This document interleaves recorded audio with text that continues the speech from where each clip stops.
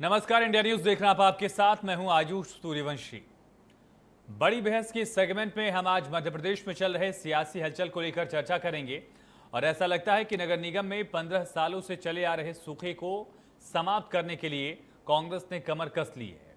छोटे से चुनाव में इस बार कांग्रेस की बड़ी तैयारी दिख रही है। निकाय चुनाव के बहाने पार्टी प्रदेश में अपने सांगठनिक ढांचे को मजबूत करने की कोशिश में है और अधिक से अधिक वार्ड में अपने प्रत्याशी जिताना चाहती है।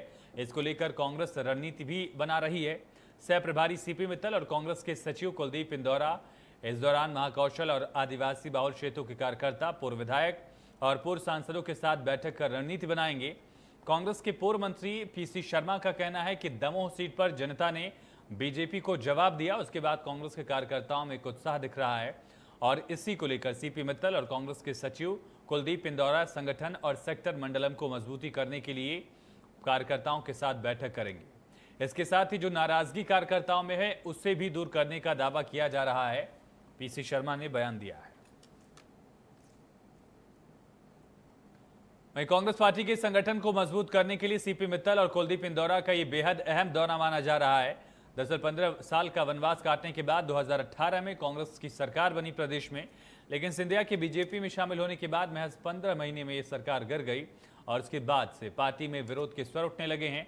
कांग्रेस के वरिष्ठ नेताओं में आपसी गुटबाजी का फायदा बीजेपी को मिला।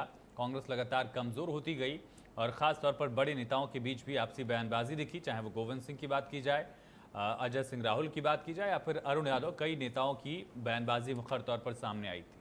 करते हैं कि ये जो नया सर्जन भेजा गया है, सोनिया गांधी हॉस्पिटल के जो बड़े सर्जन आए हैं, ये कम से कम सर्जरी करने में कामयाब हो जाएं, क्योंकि इसके पहले बहुत सारे आए हैं और वो एक भी इस मुर्दे में जान फूंकने की कामयाबी हासिल नहीं कर पाए हैं। अब ये नए डॉक्टर, नए सर्जन इस मुर्दे में जान फूंक पाए, इस बात की हम शुभकामना देते हैं, क्योंकि भारतीय जनता पार्टी भी अपेक्षा करती है कि मध्य प्रदेश में एक सशक्त विपक्ष होना चाहिए। ये लड़खड़ाता, ये कमजोर, ये थका हुआ, ये उनींदा, ये अलसाया, ये सुस्ताया विपक्ष मुझे लग रहा है कि हमें भी हैरान करता है और जनता के साथ भी न्याय नहीं कर पाता है। पूर्व मंत्री पीसी शर्मा ने क्या कहा इस तैयारी को लेकर, ये सुनिए। के मामले में अभी कोरोना काल में भी हमने कमलनाथ जी के आदेश से हर वार्ड के अंदर 10-12 लोगों की टीम बनाई है, जो कोरोना से जो पीड़ित लोग हैं उनसे मिलेंगे, उनके पूरे डाटा इकट्ठे करेंगे और कांग्रेस को मंडलम सेक्टर पे पूरी ताकत से उतारा जाएगा और कांग्रेस को मजबूत इतना करेंगे कि दमोह में जो हुआ शिकस्त बीजेपी की, उससे कई 4 गुना ज़्यादा से शिकस्त देंगे। उपचुनाव को लेकर भी जो है रणनीति, उपचुनाव के लिए तैयारी है पूरी। कांग्रेस का पूरा ढांचा वहाँ बना हुआ है सभी जगह, चाहे वो खंडवा हो, चाहे आपका ये पृथ्वीपुर हो या जितनी भी सीटें हैं, उन सब पे ढांचा तैयार है और चारों सीट हम जीतेंगे। तो जीत का दावा भी किया जा रहा है, तैयारियों की सुगबुगाहट भी तेज हो गई है और जो संगठन से जुड़े एआईसीसी के नेता हैं वो भी अब प्रदेश में कार्यकर्ताओं से मुखातिब हो रहे हैं। लेकिन बड़ा सवाल है कि आखिर कांग्रेस के अंदर खाने में जो खींचतान चल रही है, क्या कांग्रेस उससे पार पा पाएगी। कांग्रेस के नेताओं का दावा है कि जिस तरह से दमोह का दंगल जीता उसी तरह से उपचुनाव भी जीतेंगे, निगम चुनाव में भी जीत हासिल करेंगे। इस तरह की बातें की जा रही कांग्रेस पार्टी की तरफ से। लेकिन बीजेपी में भी बैठकों का दौर लगातार चलता ही रहा है। कोरोना की दूसरी वेव जैसे ही कम हुई, कांग्रेस की तैयारियों के इतर बीजेपी ने भी अपनी बैठकें शुरू की। कार्यसमिति की बैठक हुई, मुख्यमंत्री ने लगातार बैठकें ली हैं। तो दोनों ही पार्टियां तमाम रणनीति बना रही हैं। लेकिन फिलहाल छोटे चुनाव के लिए क्या कांग्रेस बड़ी तैयारी में है, निगम चुनाव को लेकर क्या कांग्रेस में हलचल मच गई है, और इसके साथ साथ कांग्रेस की तैयारियों को किस तरह से देखा जाए, क्या संगठन का जो ढांचा है उसे कांग्रेस मजबूत कर पाएगी। अलग अलग इलाकों में अलग अलग बड़े नेताओं की तरफ से जिस तरह से बयानबाजियां की गई, क्या कांग्रेस उससे पार आ पाएगी। जाहिर तौर पर गोविंद सिंह लगातार नाराजगी उनकी दिखी है। अरुण यादव ने कई मुद्दों को लेकर पार्टी लाइन से अलग बयान दिया, जिसके बाद पार्टी के नेताओं ने भी उनको निशाने पर लिया। बाबूलाल चौरसिया के मुद्दे को लेकर भी अरुण यादव को घेरा गया पार्टी में ही। अजय सिंह राहुल ने खुद विंध्य को लेकर हमला किया था बड़े नेताओं पर। भारतीय जनता पार्टी की तरफ से प्रवक्ता नेहा बग्गा जी हमारे साथ जुड़ चुकी हैं। नेहा जी, बहुत स्वागत है। कांग्रेस की तरफ से भी हमारे साथ मेहमान जुड़ेंगे। नेहा जी, कांग्रेस भी अब तैयारी में जुट गई है। हालांकि आप लोगों की लगातार चुनावी तैयारी भी चलती रहती है संगठन की बैठकों के साथ साथ, लेकिन कांग्रेस ये कह रही कि जिस तरह से दंगल जीता था दमोह का, उसी तरह से आगे भी कांग्रेस के लिए मंगल ही होगा। उपचुनाव भी जीतेंगे, निकाय चुनाव भी जीतेंगे। देखिए आयुष जी, लोकतंत्र में ये माना जाता है कि सरकार के साथ साथ में विपक्ष जो है वो भी मजबूत होना चाहिए। तो इस उम्मीद से तो हम भी उम्मीद लगाकर बैठे थे कि कांग्रेस पार्टी जो 15 साल में विलुप्त होने की कगार पर थी मध्य प्रदेश के अंदर, एक बार सरकार में दोबारा आए और अब विपक्ष में है तो मजबूती से अपना काम करेंगे। पर कांग्रेस अपनी आदत से मजबूर है, गुटों में बटी हुई एक पार्टी है। और क्योंकि आपने दमोह चुनाव का यहाँ पर जिक्र किया है, तो मुझे लगता है किसी भी राजनीति में रहने वाले व्यक्ति के लिए या पार्टी के लिए अहम और वहम दोनों से मुझे लगता है उनको बचना चाहिए। अगर कांग्रेस पार्टी में ये अहम आ गया है कि दमोह का चुनाव वो जीत गए हैं और उस वजह से वो वहम में है कि आगे आने वाले उपचुनाव में भी वो जीत जाएंगे, तो इससे मुझे लगता है कि उनको अपना बचाव करना चाहिए। क्योंकि किसी भी राजनीति में रहने वाले व्यक्ति के लिए इस प्रकार की धारणाएं पालना कोई अच्छी चीज नहीं है। हम सब जानते हैं कि कांग्रेस का बैकग्राउंड क्या है और पिछले कुछ समय से जिस तरीके से तकरार चल रही है, एक ही एक व्यक्ति है। जैसे हम दिल्ली में देखते हैं कि गांधी परिवार में सोनिया गांधी जी अध्यक्ष होती हैं, वो हटती हैं तो राहुल गांधी जी आ जाते हैं, और राहुल गांधी हटते हैं तो वापस से सोनिया गांधी आ जाती हैं। वही हाल मध्य प्रदेश में भी हो गया है। जब से कमलनाथ जी आए हैं, प्रदेश अध्यक्ष कमलनाथ, नेता प्रतिपक्ष कमलनाथ, पूर्व में मुख्यमंत्री कमलनाथ और मुख्य सचेतक भी कमलनाथ। तो इस प्रकार से जो परिस्थितियां कांग्रेस के अंदर बनी है, आपने अपनी रिपोर्ट में भी दिखाया कि अजय सिंह जी और उनका कमलनाथ जी के बीच में जो तकरार चली थी विंध्य को लेकर, वो हम सबके सामने है। गोविंद सिंह ने जब नेता प्रतिपक्ष बनने की इच्छा जताई तो वो विलुप्त हो गए, कहीं दिखाई नहीं दे रहे हैं कुछ दिनों से। सज्जन सिंह वर्मा ने अभी 2-4 दिन पहले एक बयान दिया था जिसमें कहा था नए लोगों को मौका मिलना चाहिए। विवेक तनखा लीगल सेल से इस्तीफा दे चुके हैं, उनका भी कहना है कोई नए लोगों को मौका मिलना चाहिए। तो ये स्पष्ट है कि कांग्रेस पार्टी के अंदर असंतोष है, चाहे छोटा नेता हो उम्र में या बड़ा नेता हो, चाहे कद्दावर नेता हो या कार्यकर्ता हो, सबकी एक ही मांग है कि कांग्रेस पार्टी में जिस तरीके से कमलनाथ जी काबिज हो गए हैं और चौतरफा उनका राज चल रहा है, उससे मुक्ति मिलनी चाहिए। लेकिन नेहा जी जो बड़ा सवाल है, कांग्रेस का बयान, पीसी शर्मा की तरफ से जो बयान सामने आया, उन्होंने दमोह का जिक्र किया जिस पर आपने जवाब दिया, लेकिन कांग्रेस में ये अंदर खाने जो खींचतान है वो हर वक्त पर रही है। जब कांग्रेस प्रदेश में सत्ता में आई थी तब भी कांग्रेस के अंदर खींचतान थी। कांग्रेस ने जब झाबुआ का उपचुनाव जीता था तब भी इस तरह से खींचतान थी। तो ये सारी परिस्थितियां तो रहती ही हैं और हर पार्टी में रहती हैं, कांग्रेस की तरफ से कहा जाता है। इन तमाम खींचतानों के बावजूद भी कांग्रेस जीती कुछ चुनाव। नहीं, आप देखिए कांग्रेस की तो ये परंपरा बन गई है। अब कांग्रेस में चाहे प्रदेश का नेतृत्व हो, चाहे राष्ट्रीय नेतृत्व हो, या जहां पर भी कांग्रेस की सरकारें हैं, वहां पर परिस्थिति लगभग एक ही है, क्योंकि ना कोई नेता है और ना कोई नीति है। आप पंजाब में देख लीजिए जिस तरीके से अमरिंदर सिंह जी के बीच में और सिद्धू जी के बीच में तकरार चल रही है। आप राजस्थान में देख लीजिए पायलट जी के बीच में और गहलोत साहब के बीच में। आप छत्तीसगढ़ में देखेंगे तो वहां पर मुख्यमंत्री भूपेश बघेल और स्वास्थ्य मंत्री सिंहदेव जी के बीच में जो चल रहा है। तो ये कांग्रेस पार्टी की रीति नीति जरूर है, पर मुझे लगता है कि लोकतांत्रिक प्रक्रिया में, क्योंकि हम मध्य प्रदेश विशेष की बात कर रहे हैं, तो विपक्ष का मजबूत होना बहुत महत्वपूर्ण है। पर इस प्रक्रिया का अगर अहम और वहम पाल लेंगे एक दमोह की सीट से, क्योंकि चुनाव आते हैं, चुनाव में जीत हार होती है, और एक उपचुनाव से, क्योंकि उससे पहले 28 उपचुनाव का परिणाम कांग्रेस पार्टी देख चुकी है, उसके बाद अगर एक दमोह के चुनाव से उन्हें खुश रहना है और उस खुशफहमी में रहना है तो वो उन्हें मुबारक। पर मुझे लगता है कांग्रेस में कई कद्दावर नेता हैं, उन्हें मौका मिलना चाहिए। अजय सिंह जी ने अपने कार्यकाल में बहुत अच्छा नेता प्रतिपक्ष की भूमिका निभाई है, बड़े नेता भी हैं। उसी प्रकार से अरुण यादव जी एक बहुत मजबूत नेता रहे हैं। तो कांग्रेस अगर वाकई कुछ करना चाहती है तो ये कमलनाथ जी की जो छत्र छाया है, जिन्होंने ना धूप देखी है, ना ही धूल देखी है, ना ही किसान देखा है, ना ही खेत देखा है, उससे जरूर बचना पड़ेगा। लेकिन नेहा जी, कांग्रेस के लिहाज से जब संगठन की बात की जाती है तो कहा जाता है कि कांग्रेस संगठन के मामले में कमजोर है, लेकिन फिलहाल संगठन को लेकर कांग्रेस अब कसावट ले आ रही है। जो एआईसीसी के नेता हैं वो प्रदेश में दौरे कर रहे हैं, जो प्रभारी हैं, महासचिव हैं, उनके लगातार दौरे हो रहे हैं ताकि कार्यकर्ताओं से, पूर्व विधायकों से, पूर्व सांसदों से मिलकर बातचीत की जाए, ग्राउंड रियलिटी को समझा जाए तो खास करके निकाय चुनाव में जब संगठन का एक अहम किरदार होता है, उसके लिहाज से क्या कांग्रेस खुद को मजबूत कर रही है और बीजेपी के लिए एक मजबूत चुनौती बनेगी? आयुष जी, आप मुझे बताइए कांग्रेस का संगठन है कहाँ पर? अभी जिस तरीके से तकरार चल रही है कांग्रेस पार्टी के अंदर, बड़े नेताओं के मैंने आपको कई सारे उदाहरण दिए। लेकिन नेहा जी, ये टकराव तो हर पार्टी में, देखिए उत्तर प्रदेश में डिप्टी सीएम और सीएम के बीच टकराव वाली बात कही जा रही है, उत्तराखंड में सतपाल महाराज और तीरथ सिंह रावत के बीच टकराव कही जा रही है ना कि कहाँ पर ऐसा है, कौन से भाजपा शासित प्रदेश में ऐसा है कि नेता प्रतिपक्ष भी वही व्यक्ति है, पूर्व मुख्यमंत्री भी वही व्यक्ति रहा हो और मुख्य सचेतक भी वही व्यक्ति है और प्रदेश अध्यक्ष भी वही व्यक्ति है? ऐसा कौन सा राज्य है भारतीय जनता पार्टी का? ऐसा कोई नहीं है।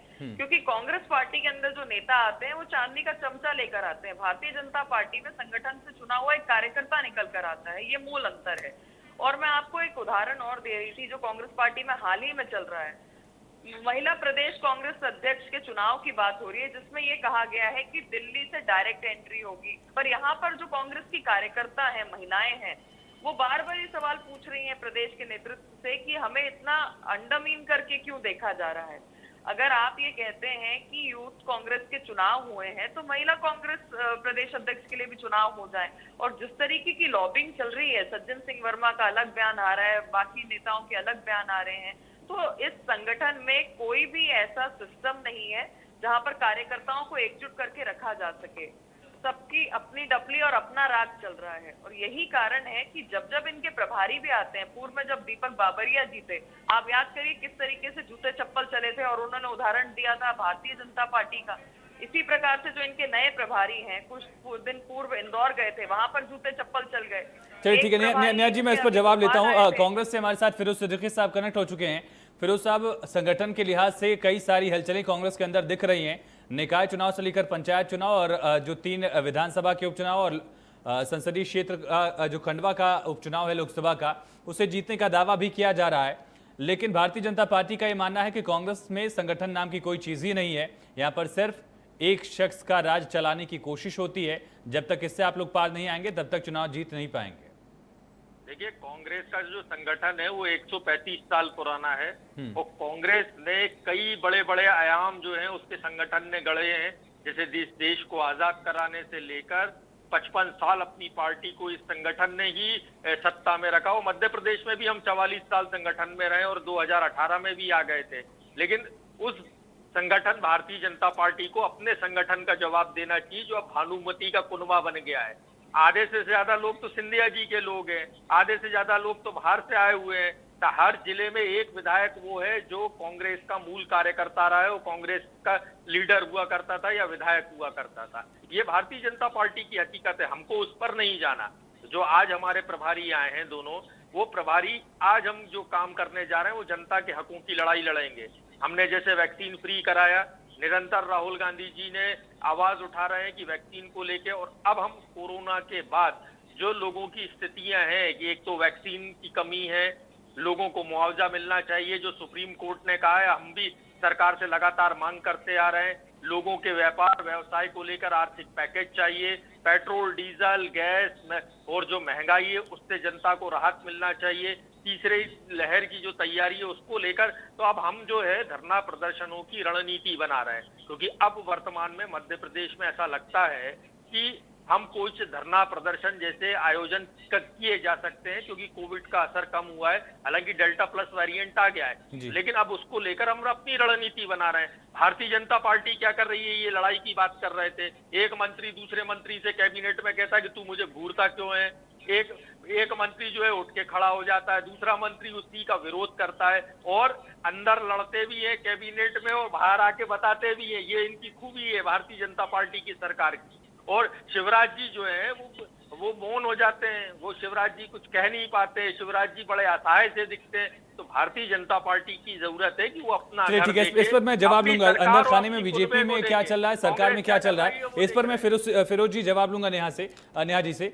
लेकिन फिरोज साहब, जो बड़ा सवाल है, कांग्रेस में डिसीजन कितना हो पा रहा है संगठन को लेकर? राष्ट्रीय अध्यक्ष चुन नहीं पाए आप लोग, प्रदेश में अब तक अध्यक्ष चुन नहीं पाए आप लोग, और इसके अलावा महिला अध्यक्ष को लेकर भी जो खींचतान चल रही है, क्या सिर्फ सरकार को घेरने भर से संगठन मजबूत हो जाएगा या फिर संगठन के लिहाज से फैसले भी लेने पड़ेंगे?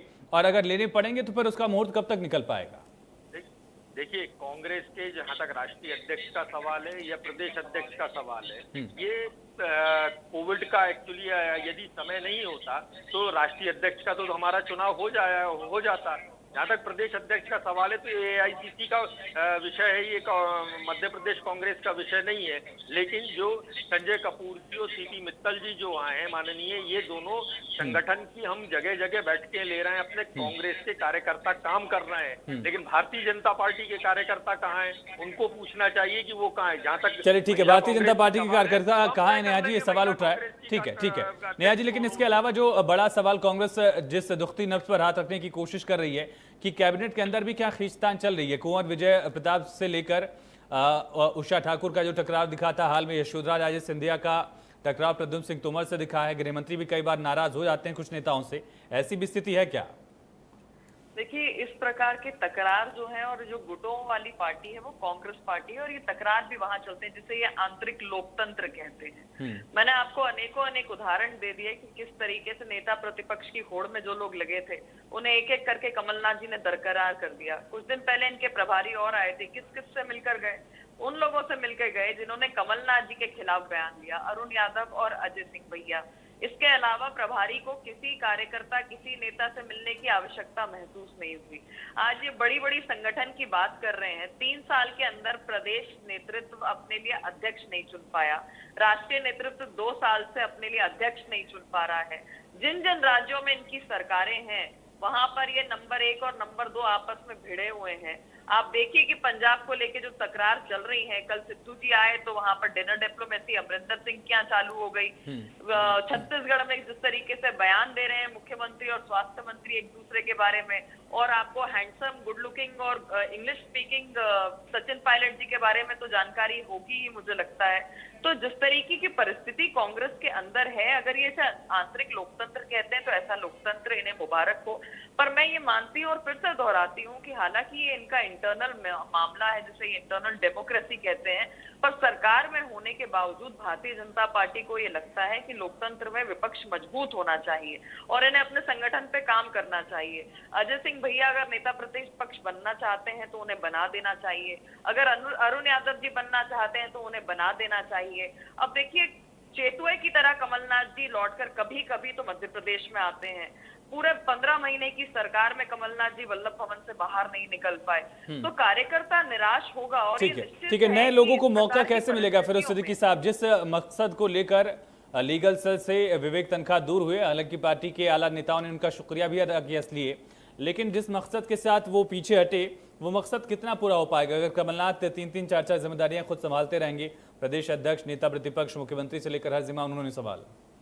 देखिए आयुष जी, कांग्रेस जो है, हमने नेता प्रतिपक्ष उनको इसलिए बनाया था कमलनाथ जी को कि हमको पता था कि हम लौट के आने वाले हैं सरकार में, लेकिन हुआ नहीं। उसके बाद से जो कोविड के काल के बाद की वजह से जो संगठन में निर्णय होने चाहिए वो निर्णय नहीं हुए। और नेहा जी बहुत आरोप लगा रही है कि पंजाब में क्या हो रहा है आपके यहाँ और छत्तीसगढ़ में क्या हो रहा है। इनसे पूछिए त्रिपुरा में क्या हो रहा है, वेस्ट बंगाल में क्या हो रहा है, यूपी में क्या हो रहा है और गोवा में और कर्नाटक में क्या हाल है। आप तो नेशनल चैनल है, इनके तो बिल्कुल 2 पहाड़, बिल्कुल पार्टी चारों तरफ हो गई है। इनकी वसुंधरा राजे सिंधिया जो लीडर ऑफ अपोजिशन है वो कहती कि हम तो सरकार लीडर ऑफ अपोजिशन वो नहीं है, वहाँ गुलाब चंद कटारिया साहब है, लेकिन तकरार चल रही है। लेकिन वो क्या कह रही है, कोई बात नहीं, लेकिन क्या कह रही है। चलिए ठीक है, मुद्दा ये नहीं है, लेकिन नेहा जी ये मुद्दा नहीं है, फिरोज साहब ये मुद्दा नहीं है, लेकिन जो मुद्दा है कि नए लोगों को मौका जब तक नहीं देंगे आप लोग तो संगठन का ढांचा मजबूत कैसे होगा?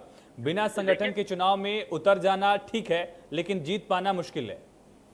अभी हम दमोह जीते और इसके बाद भी हम हमारे संगठन को, गतिविधियों को निरंतर हम जमीन पर चला रहे हैं। और कांग्रेस पार्टी ने अपने कोविड काल में भी अपने संगठन को, हमारे बड़े नेताओं ने ऑक्सीजन पहुंचाया, हमारे कार्यकर्ताओं से जहां जिसकी जो क्षमता थी उसने लोगों की मदद की। और अभी भी हम जो है जनता की लड़ाई लड़ने निकल रहे हैं। संगठन में फेरबदल की जो बात है, जो लोग हैं वो कांग्रेस के हैं, फेरबदल अपने आप चलते रहते हैं, नए लोग आते हैं, पुराने लोग जाते हैं। लेकिन गोविंद सिंह साहब नाराज चल रहे हैं ग्वालियर में, अजय सिंह, राहुल भैया लगातार नाराज थे, उनको मनाने की कोशिश भी की गई, अरुण यादव अलग नाराज पड़े हुए हैं।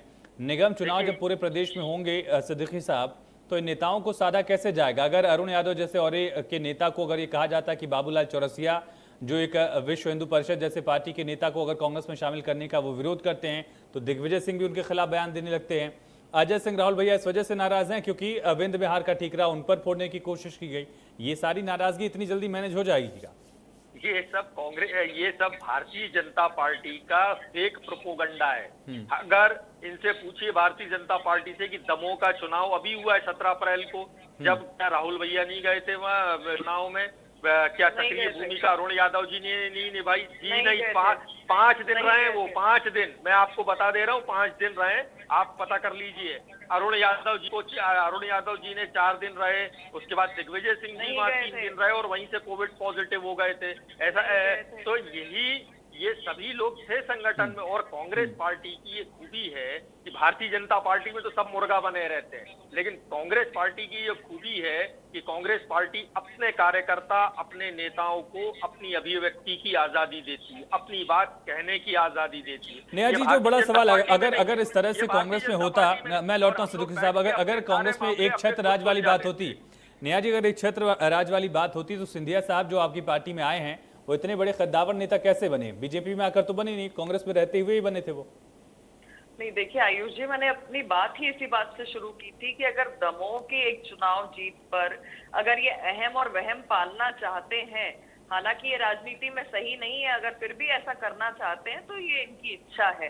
पर सवाल ये है कि मैंने तो बार बार कहा कि हम तो स्वयं चाहते हैं कि ये सशक्त बने, हम स्वयं चाहते हैं कि ये अपने संगठन को खड़ा करें, हम बिल्कुल चाहते हैं कि लोकतंत्र में विपक्ष जो है वो मजबूत होना चाहिए। और इसीलिए मैंने बार बार आग्रह किया कि अजय सिंह भैया अगर विपक्ष के नेता बनना चाहते हैं तो नेता प्रतिपक्ष उन्हें बना दीजिए। नहीं बन सकते, वो विधायक नहीं है। अगर अरुण यादव जी बनना चाहते वो दोनों विधायक नहीं है, को बना दीजिए। वो दोनों ही विधायक नहीं है, आप जानकारी दुरुस्त करिए। गोविंद सिंह को बना दीजिए, प्रदेश अध्यक्ष बना दीजिए, किसी को नेता प्रतिपक्ष बना दीजिए। सारी चीजें आपने कमलनाथ जी के हाथ में छोड़ दी हैं। अब कमलनाथ जी कहते हैं बुजुर्गों का नेतृत्व मैं करूंगा, नकुलनाथ कहते हैं युवाओं का नेतृत्व मैं करूंगा, बाकी सारी कांग्रेस को इन्होंने अनाथ छोड़ दिया है। तो ये परिस्थितियां जब तक बनी रहेंगी, मुझे नहीं लगता कि ये संगठन के तौर पर आगे बढ़ पाएंगे। और इसीलिए आवश्यक है कि इस तरीके की ये जो बार बार खबरें आती हैं, ये कांग्रेस पार्टी के ही कार्यकर्ताओं का मनोबल को तोड़ने का काम करती है। सिद्दीकी साहब, अब मैं नेहा जी की बात का, मैं नेहा जी को या तो अपनी पार्टी की जानकारी नहीं है, अभी कितनी तकरार और तकरार इनके नेताओं में आपस में हुई। 15 महीने की सरकार हो गई, ये प्रभारी मंत्री नहीं बना पाए, बड़ी मुश्किल से प्रभारी मंत्री बने इनके। आप तो सरकार तो जाइए, अब अभी भी 6 वर्ष खाली है इनके पास अपने मंत्रिमंडल में, 6 वर्ष नहीं भर पा रहे अपने मंत्रिमंडल की। इनकी जो कार्यकारिणी थी वो 40 आदमी की हुआ करती थी, वो अब 400 लोगों की कार्यकारिणी हो गई। तो भारतीय जनता पार्टी को अपने अंदर देखना चाहिए। रोज ठीक है सिद्दीकी साहब, मेरे पास 30 सेकंड है, आप लेट जुड़े इसलिए आखिरी सवाल आपसे ही करूंगा। सिद्दीकी साहब, आप लेट जुड़े इसलिए आखिरी सवाल आपसे ही है। चुनाव छोटे भले हैं, निगम चुनाव और पंचायत चुनाव, बड़ी तैयारी का दावा कर रहे हैं, क्या बड़े फैसले भी होंगे संगठन के लिहाज से आने वाले वक्त में, या फैसले टलते रहेंगे? आपने मेरे से पूछा है? हाँ सिद्दीकी साहब आपसे। देखिए, बड़े फैसले होंगे ही।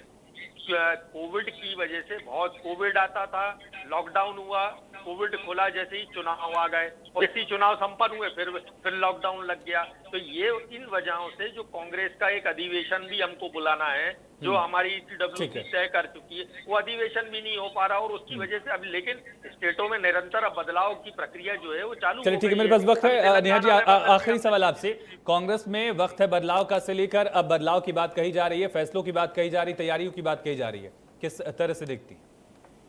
देखिए, कांग्रेस की सबसे बड़ी समस्या ये है, या फिर ये ऑल की बात करते हैं या नन की बात करते हैं। ये समीक्षा करना नहीं चाहते, ये अपने अंदर झांक कर देखना नहीं चाहते, ये नहीं देखते कि कितने बुरी तरीके से गुटों में बटे हुए हैं, ये नहीं देखना चाहते कि दमोह में भी हालांकि जो परिस्थितियां रही उस वजह से इनकी जीत जरूर हो गई है, पर ये उस बात को बार बार छुपाने की कोशिश कर रहे हैं। आप और मीडिया पर बैठकर, मैंने कई बार आपके चैनल पर चर्चा की है उस समय भी, कि अजय सिंह भैया कहाँ विलुप्त हो गए हैं, अरुण यादव जी कहाँ गायब हो गए हैं, बृजेंद्र सिंह अब हमारे बीच में नहीं रहे, इनके कद्दावर नेता शालीन बहुत अच्छे व्यक्ति वो उस समय कहाँ पर थे। इसी प्रकार से विजय लक्ष्मी साधो कहीं नजर नहीं आ रही थी। तो जिस प्रकार की परिस्थितियां दमोह में भी बनी थी, परिस्थिति बस तो ये जीत गए। पर नेहा जी, रुक रहा हूँ, आपको माफी चाहूंगा, वक्त खत्म हो गया। नेहा जी बहुत शुक्रिया आपका, फिर सिद्दीकी साहब आपका बहुत शुक्रिया चर्चा में जुड़ने के लिए। कांग्रेस चुनाव को लेकर भी तैयारी कर रही है, संगठन को लेकर भी तैयारी कर रही है। राष्ट्रीय स्तर के नेता भी प्रदेश में पहुंच रहे हैं, कार्यकर्ताओं से मुखातिब हो रहे हैं और रूबरू होकर उनकी समस्याओं को जानने की कोशिश भी करेंगे। लेकिन ये तमाम कवायद निगम चुनाव तक किस ओर रुख करती है, कितनी मजबूत कांग्रेस बन पाती है और संगठन की मजबूती के साथ साथ जो दावे किए जा रहे हैं कि उपचुनाव भी जीता जाएगा, निकाय चुनाव भी जीता जाएगा, इन दावों में दम कितना है आने वाले चुनाव बताएगा। फिलहाल चर्चा में इतना है।